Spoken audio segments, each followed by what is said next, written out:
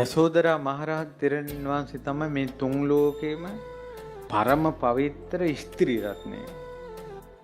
ඉච්ඡරම පරම පවිත්‍රයි. එතුමියගේ සංසාරයටම තිබ්බා විස්මිත නෙත් යුගලක්. සංසාරේම පෝෂණය වෙච්ච විස්මිත නෙත් යුගලක් තිබ්බා. මොකක්ද මේ නෙත් යුගල? ඇස් දෙක බඹසරයි පතිවෘතාවයි. අසංකේය හතරකුත් කල්ප ලක්ෂයක් කසාද බඳින්න කලින් චරිතය නසාගෙන නැහැ.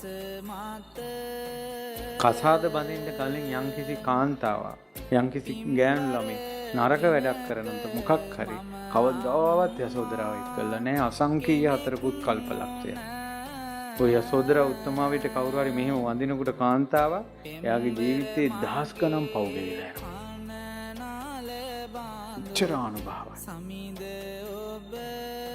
කසාද බඳින කල ජීවිතේ නසාගෙන නැහැ කවදාවත්.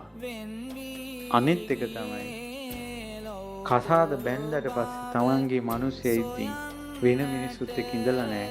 අසංකේය හතරකුත් කල්පලක්ෂයක්. එක ජීවිතයක් නෙවෙයි, දෙකක් නෙවෙයි, තුනක් නෙවෙයි. පේවිවි ඇවිල්ලා බඹසරටයි පතිවෘතාවටයි. ඒ නිසා ඈ වගේ කෙනෙක් සුදුසුම බෝධිසත්වයෙකුට මිසක් වෙන මිනිස්සෙකුට සුදුසු නැහැ. වෙන මිනිස්සෙක් යසෝදරාව දිහා රාගසිතකින් බැලුවොත් හිස් පුපුරයි කියන. ඒ උත්තමාවිය දානෙ බෙදෙන පිණ්ඩපාතේ වඩිනකොට දානෙ බෙදෙන මිනිස්සෙක්වත් මෝන දිහා බලලා නැහැ කියන. බිම් බලාගෙන කියනවා පිරිමි පවා දම් බෙදන්නේ. කාන්තාව පවා දම් බෙදන්නේ බිම් බලාගෙන කියනවා. ඒ රස්සනට තියෙන සඳක් වගේ රැස් වීදෙන මෝන මිනිස්සුන්ට බලන්න අමාරුයි කියනවා.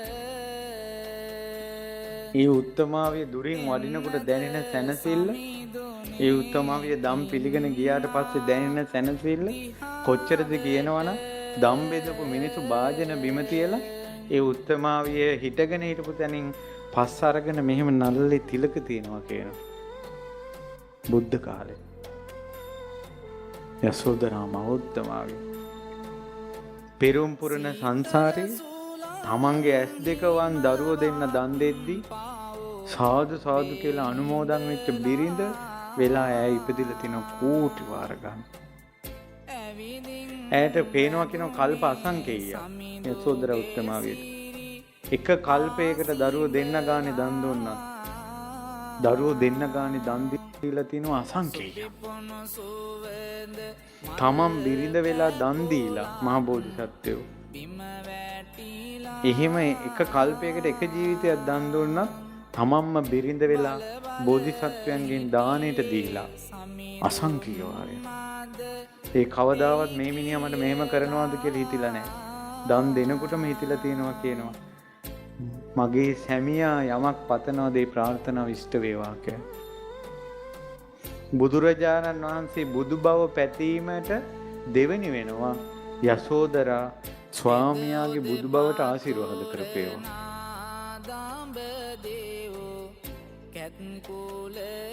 අපි වෙනුවෙන් ඉක්මනට බුදු කෙනෙක් පහල කරවන්න ඒ පාරමිතාවන් පුරවන්න දාන වස්තුවක් වුණා යසෝදරා. නගර වාසීන්ට ලෝක වාසීන්ට දන් දෙද්දී ඒ දානෙ ඉුවේ යසෝදරා.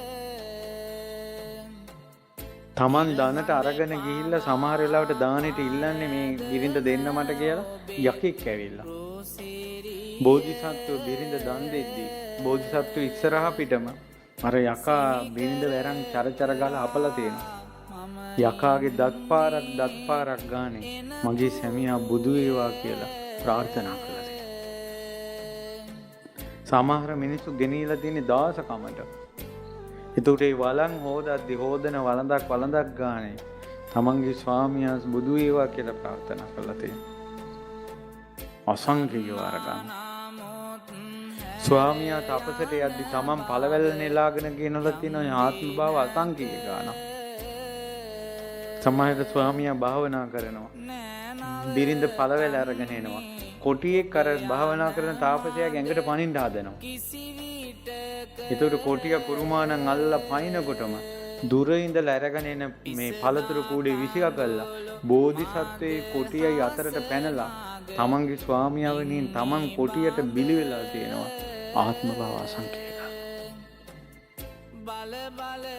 ස්වාමියා නොකරපු වැරදි වලට අහුවෙලා රජයෙන් දඬුවම් දෙද්දි මගේ ස්වාමියා බේරන්න කියලා ඉල්ලද්දි එහෙනම් මෙයා වෙනුවට තව කෙනෙක් හිරගෙට දාන්න ඕන කියද්දි තමන් හිරගෙට ගිහිල්ලා ස්වාමියාව බේරලා තියෙන ආත්ම භව අසංඛ්‍යය ගන්න. ඔය යසෝදරා උත්තමාවියට කවුරු හරි වැන්දොත් පව් දහස් ගණන් කෙවෙනවා.